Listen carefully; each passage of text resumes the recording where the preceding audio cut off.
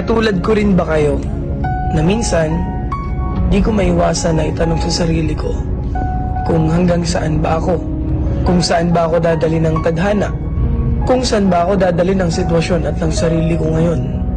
Kasi minsan nakakaramdam din ako ng pagod, pero wala namang choice kundi lumaban palagi dahil yun lang naman talaga ang dapat. Kaya kung katulad lang din kita, lagi kang lumaban sa buhay, lagi kang magsumikap na maabot lahat ng mga bagay na gusto mo. Di naman lahat ng gusto mong matupad ay isang pitik lang. Lahat ng tagumpay at mga bagay na gusto mong matupad, pagod, puyat at hirap ang dapat mong isakripisyo.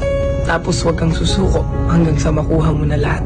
Kaya ikaw, alam kong katulad lang din kita, lumalaban ng patas sa buhay, gumagawa ng paraan para maging maganda ang buhay, nagsasakripisyo para sa magandang pamilya, nagsasakripisyo para sa sarili at para sa pamilya.